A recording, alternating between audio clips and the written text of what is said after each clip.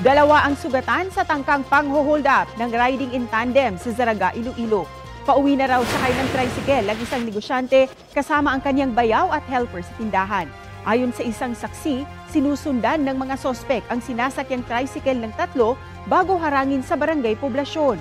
Pagkatapos ay binaril daw ang bayaw ng negosyante at tila nagdeklara ng hold up. Nagtamo naman ng sugat sa paa ang tauhan ng tindahan. Tumakas ang riding in tandem pero walang natangay mula sa mga biktima. May persons of interest na raw ang pulisya.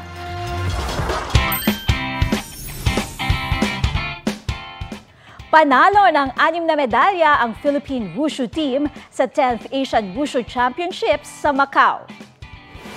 Nakakuha ng 5 silver ang Pilipinas sa Men's Tai Chi Chuan, Men's Tuay Lian at Men's Sanda sa 65, 52 at 48 kg divisions. May bronze din ang Pilipinas sa Men's 60 kg Sanda.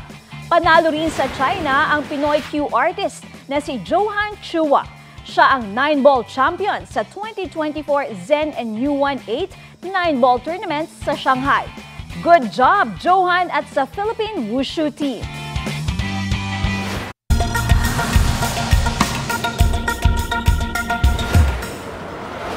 Naglalagablab na apoy ang bumalot sa bahagi ng Greece malapit sa Athens matapos magkaroon ng sunog sa isang oil refinery doon na ikalawa sa pinakamalaki sa bansa. Dahil sa sunog, pinilikas agad ang mga empleyado ng refinery. Sa pahayag ng kumpanya, may 3 sugatan sa insidente na dinala na sa ospital. Inaalam pa ang sanhi ng apoy. Ito ang GMA Regional TV News. Dead on the spot ang isang lolo at kanyang apo matapos na mabagsakan ng puno ng niyog ang kanilang bahay sa Rizal, Palawan.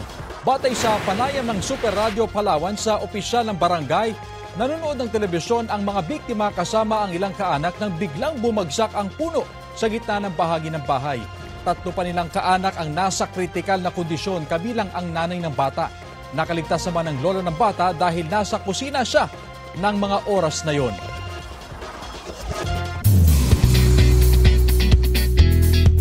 Attention mga mare at pare! Happily married na ang American singer na si Charlie Puth. Ikinasal si Charlie sa kanyang childhood friend na si Brooke Sanson. Nag-share ang singer-songwriter sa IG ng moments mula sa kanilang intimate garden wedding. Sa kanyang wedding vow, inilarawan ni Charlie na perfect melody tuwing kasama niya si Brooke. 2022 naging Instagram official ang relasyon ng dalawa. Last year naman ang i-announce ni Charlie ang kanilang engagement. Ngayong maulan at kumakalat ang mga sakit gaya ng leptospirosis at dengue, nagpaalala ang PhilHealth na kasama sa benepisyo ng kanilang mga miyembro ang pagpapagamot para sa mga sakit na iyan. 13,000 pesos ang benefit package para sa mga nagka-dengue fever. 16,000 pesos naman kung dengue hemorrhagic fever o yung mas malalang uri. Mahigit 14,000 pesos naman ang sasagutin ng PhilHealth sa mga mao-ospital o magpapagamot para sa leptospirosis. Sa datos ng Department of Health as of September 6, mahigit 200,000 na ang nagka-dengue sa bansa ngayong 2024.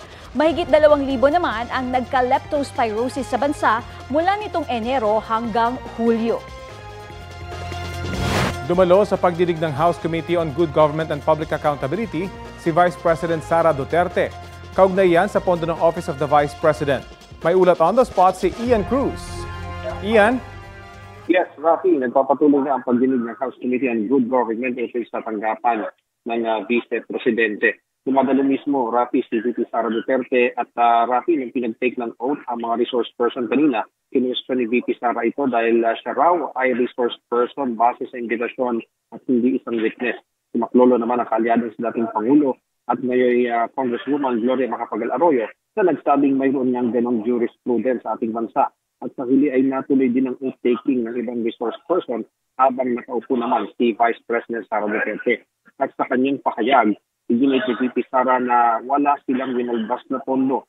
Malaya naman daw ang Kongreso na gawin ng lahat sa budget ng OVP pero anya, ang punteriya daw talaga sa investigasyon ay siya.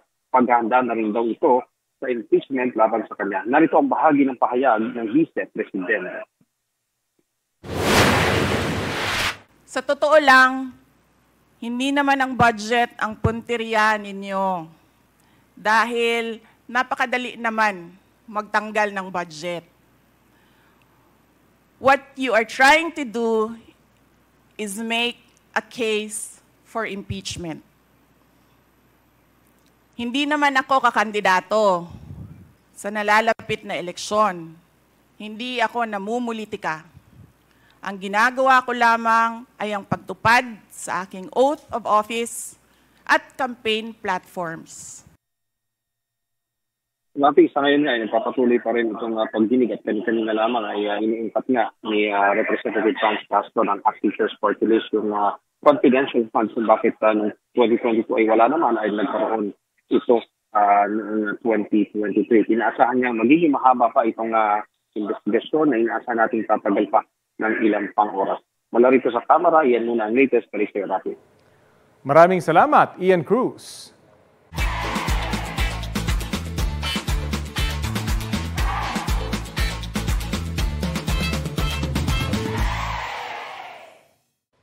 Kapuso, para sa mga maiinit na balita, mag-subscribe sa GMA Integrated News sa YouTube. Sa mga kapuso naman abroad, subaybayan nyo kami sa GMA Pinoy TV at sa www.gmanews.tv.